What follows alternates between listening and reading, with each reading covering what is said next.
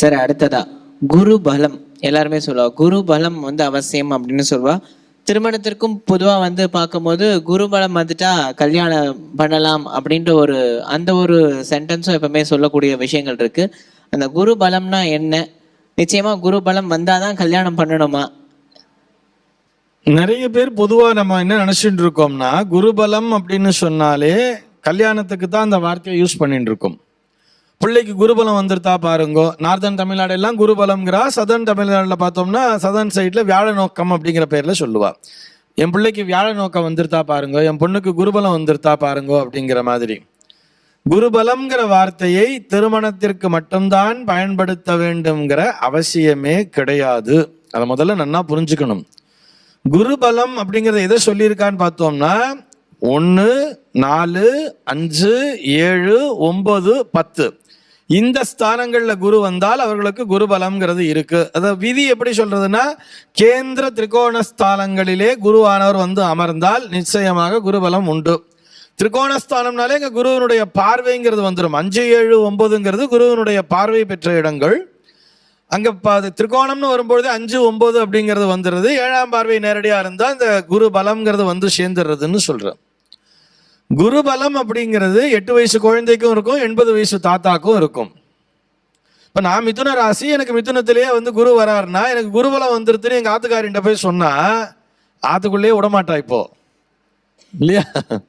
ஆக கல்யாண யோகம் அப்படிங்கிற வார்த்தையை நம்ம குருபலத்துக்கு பயன்படுத்தின்னு இருக்கோம்.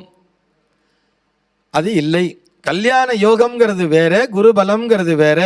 நிறைய பேர் விருச்சிக ராசிக்காரன் நினைச்சுட்டே இருப்பா, இத்தனை நாளா 1 வருஷமா 7ல தான் குரு இருந்தார், ஆனா என் பிள்ளைக்கு இன்னும் கல்யாணமே ஆகலையே அப்படின்னு சொன்னால், இந்த குரு பயிற்சி வருஷத்துக்கு ஒரு தடவை நடக்க தான் போறது. இந்த வருஷம் குருபலம் இல்லைன்னா அடுத்த வருஷம் வரப்போறது, அடுத்த வருஷம் இல்லைன்னா அதுக்கு அடுத்த வருஷம் வரப்போறது. ஒரு வருஷத்துக்கு ஒரு தடவை மாறி மாறி இந்த ஏதோ ஒரு ஸ்தானங்கள்ல உட்காரும் பொழுது குருபலம்ங்கிறது சேர்ந்துடுறது. அது எதை குறிக்கும் அப்படின்னு சொன்னால், நம்ம எந்த ஒரு விஷயத்துக்காக முயற்சி பண்ணிட்டு இருக்கோமோ அந்த விஷயம் எளிதாக நடக்கும் அப்படிங்கிறது தான் குருபலம்ங்கிறது காட்டுறது.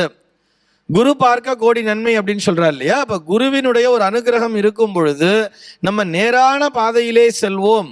அந்த நேரான பாதையிலே செல்லும் பொழுது அதற்கான பலன்கிறது கிடைச்சிடும்.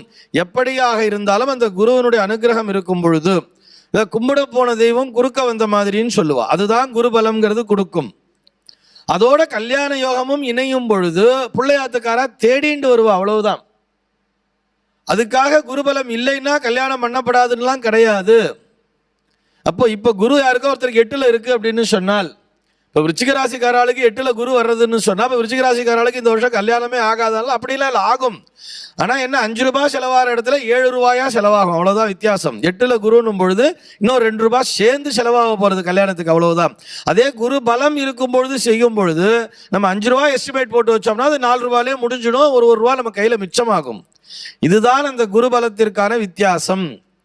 ஆக குரு பலம் அப்படிங்கிறது நான் சொன்ன மாதிரி 1, 4, 5, 7, 9, 10லே குரு வரும் பொழுது நமக்கு அந்த குருவினுடைய அந்த ஸ்தான பலம் அப்படிங்கிறது கிடைக்கிறது.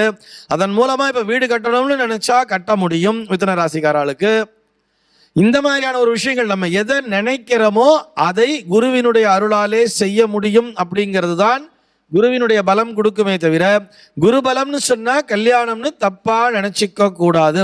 கல்யாணத்துல இருக்கிறவாளுக்கு, கல்யாண வயசுல இருக்கிறவாளுக்கு அவளுக்கு ஜாதகத்துல ஏற்கனவே கல்யாண யோகம்ங்கிறது வந்திருந்தால், அதாவது கல்யாண யோகம்ங்கிறது எதை சொல்லும்னா 7ஆம் பாவம்ங்கிறது தொடர்பு கொள்ள வேண்டும். அந்த 7ஆம் பாவத்தினுடைய அந்த அதிபதியினுடைய திசையோ புக்தியோ அல்லது அந்தரமோ ஏதோ ஒன்று வர்றது, அதனுடைய அனுகிரகமும் சேர்ந்து வரும் பொழுது இந்த குருவினுடைய பலமும் கூடும் பொழுது சீக்கிரமா தடை இல்லாமல் அந்த சம்பந்தமானது முடிஞ்சிடும். இது எல்லா வேலைக்குமே பொருந்தும். இப்போ எஜுகேஷன் பத்தி சொன்னா, ஃபாரின்ல போய் படிக்கணும்னு சொன்னா அதுக்கும் குருவினுடைய அனுகிரகம்ங்கிறது வேணும். வெளிநாட்டில் போய் படிக்கணும், இல்லை உயர்கல்வி படிக்கணும்னு சொன்னா குருனாலே ஒரு ஆசிரியர் தானே, அவருடைய அனுகிரகம்ங்கிறது கிடைக்கணும். ஒரு உத்தியோகஸ்தான பலம் வேணும் அப்படின்னாலும், ஒரு ஹையர் ஆபீசர்னுடைய ஒரு உயர் அதிகாரியினுடைய பலம் வேணும், அவருடைய ஒரு சப்போர்ட் வேணும்னு சொன்னாலும் அதற்கும் குரு பலம் என்பது தேவை. நமக்கு என்ன தேவையோ அதை நிறைவேற்றி தருவதுதான் குரு பலம் அப்படிங்கிற ஒரு விஷயம்.